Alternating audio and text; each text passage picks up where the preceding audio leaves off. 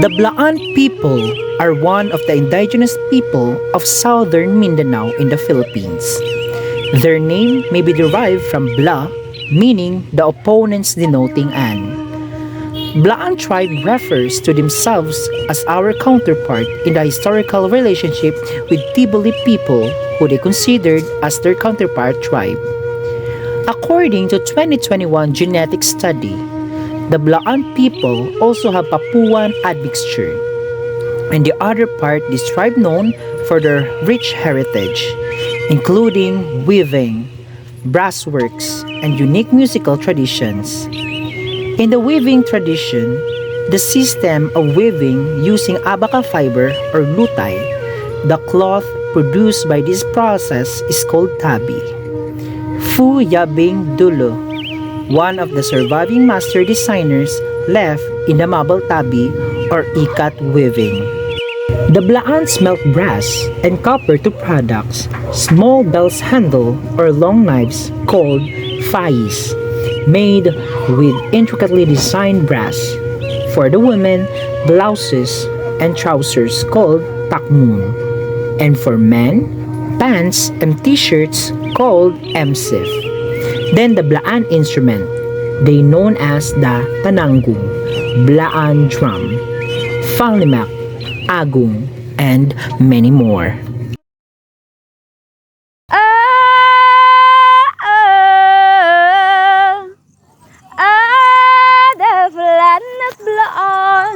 Sa lugar mo garini dunong kasti punto di ka plabihani de malam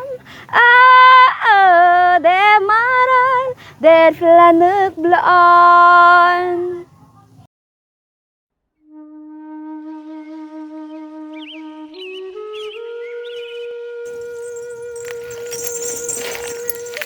Alun gus nga guni nga to ko di data do.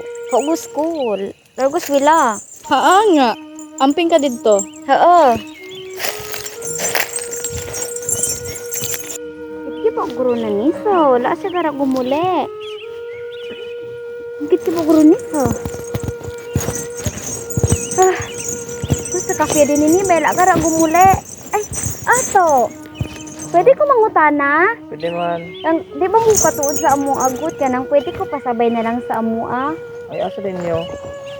Sige, ako na lang bahala. O ba nakasakwa ha? Oo.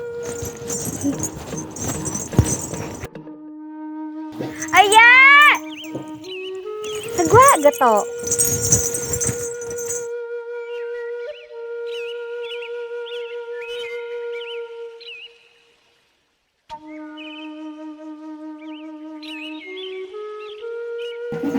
Takal, miso. Ni dumago. Isa man kauban nimo. Abi na nag-eskwela kag taon dito. Manong na makiguli lalaki dire. Kay ni sulod naman ka diri sa among balay. Akong gusto is asawahon nimo akong anak. Kay dili ko gusto na mahimong disgrasyada ni akong anak.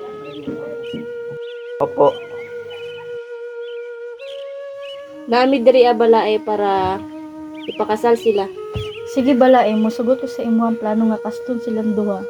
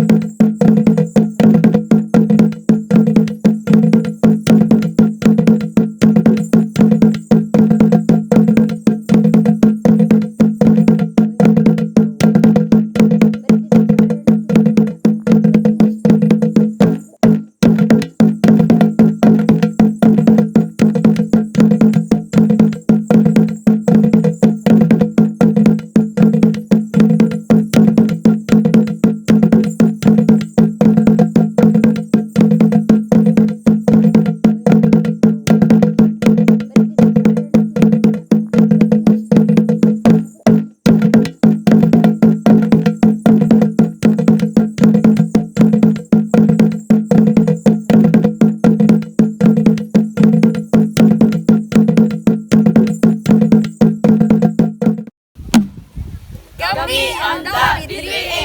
Smayang Black Andan. Bong salamat. Kibu!